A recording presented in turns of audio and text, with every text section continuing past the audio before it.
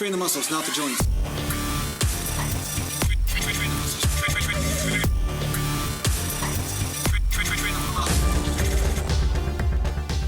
Welcome back to Natural Gland Bodybuilding Motion. And today I want to talk to you about something that's really deep, at least maybe to some of you, but in the end, it's really something that's going to help you increase your enthusiasm around natural bodybuilding.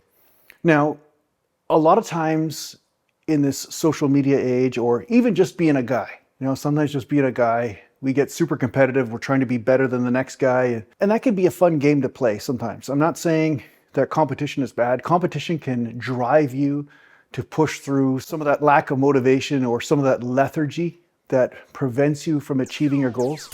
Sometimes a negative ego characteristic can become a positive trait if used in the right direction. So I'm all about competition. Competition can be great, but there is a point to where competition can destroy your ability to enjoy this journey. And what I mean about that is that some people get so caught up in competing or looking better or being stronger than the next person that they ignore what's happening in their body right here and right now.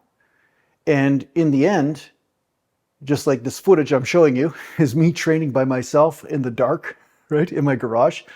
There's this benefit to isolation sometimes where it's just you and the experience of the weights and you responding to that experience. You're making decisions based on that experience, and you're taking yourself deeper into the experience, into the pump, into the burn, into the discomfort, and learning how to unravel the message that the body is giving you as you're doing it. So as much as lifting heavy weights or breaking PRs can be good, it should never, ever override your ability to receive or to listen to the body, to receive the messages that the body's giving you. You should always make that the first priority, and the second priority is breaking records and PRs and so forth. And just like a lot of powerlifters, a lot of great powerlifters, they would have heavier days, they'd have lighter days. They weren't always lifting heavy because even though they were trying to break PRs, they were doing something to stimulate the body in a smart and intelligent way.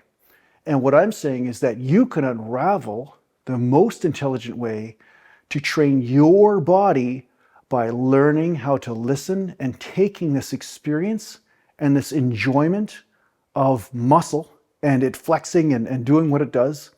You can take that experience and start to learn how to interpret it. And you will come up with a workout program that will be way more effective than the supposed experts on the internet, like this jerk right here. You know what I'm saying? Like there's some things I'm going to say to you that I think are very relevant, but at the same time, the subtleties are going to be lost on anybody who's giving you a template, because you're the only one that can experience the body the way it is right now. And once you start to realize how forces and tensions and exercise angles are affecting you, you can start to play around with that and see which angles and which rep ranges and which ranges of motion are most applicable and giving you the greatest benefit. So this is really fun. It's kind of like you're in your own sandbox, playing with your own shovel and your own bucket, right? And you're creating your own little world.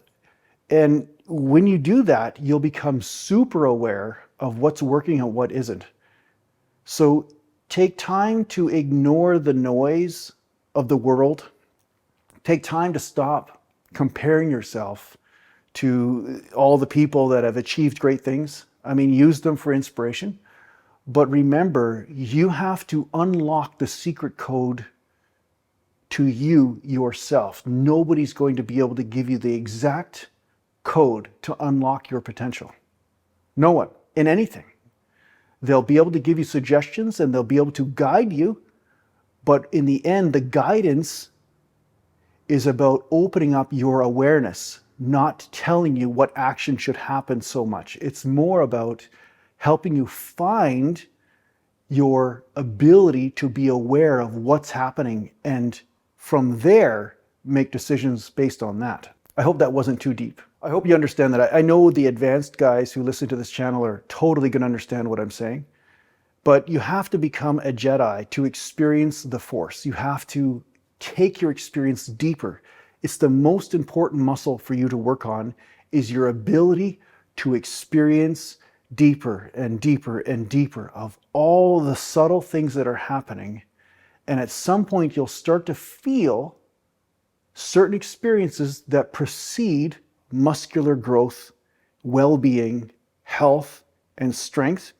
And you'll also become aware of the experiences that precede injury, inflammation, joint pain, and overtraining. So this is the secret. The secret is extreme attention, concentration, and awareness of what's happening. And then from there, you can become a master at this whole thing. And it continues. I'm still taking my awareness deeper. I'm still playing around with the body as it ages and does what it's doing. I have to constantly pay attention to the heartbeat of the body. I can't just supersede everything that's happening with my own template. I have to respond. So an example is yesterday I did squats and I felt a bit tight, but not super tight, but just a bit tight around the knees and the hamstrings. And I decided to just squat 225.